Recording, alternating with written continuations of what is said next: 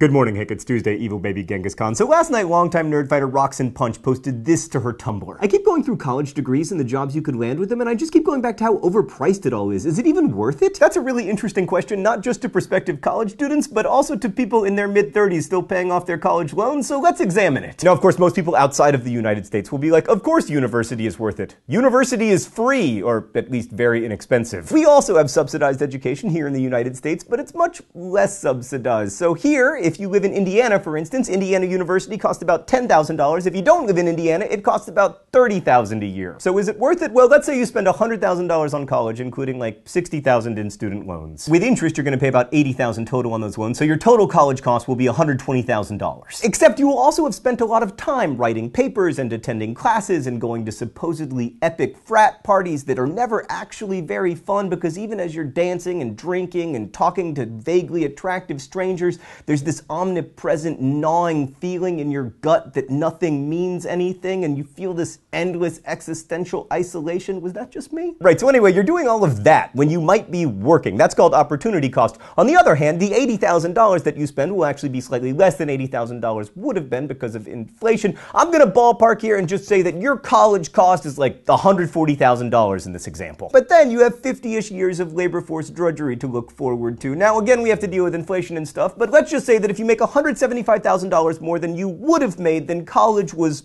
worth it. So how much in per hour earnings over your career does a college degree have to generate in order to be worth it?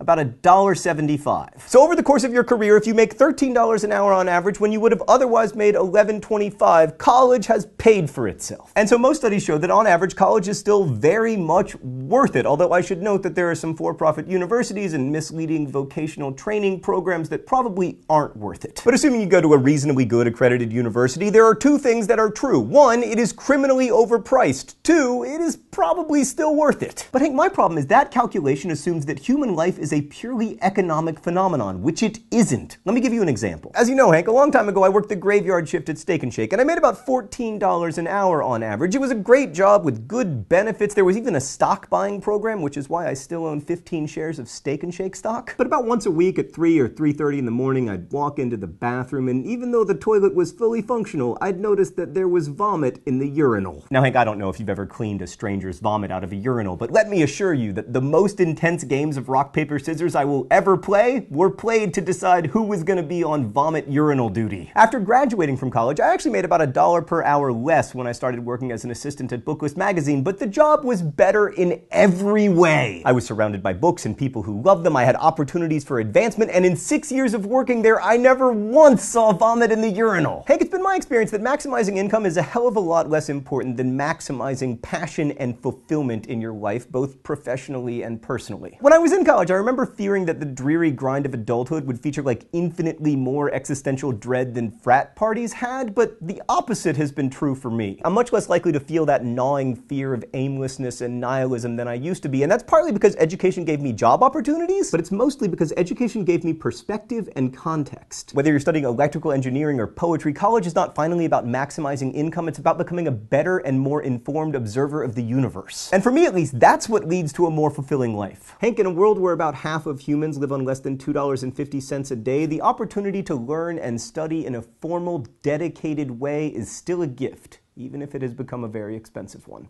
I'll see you on Friday.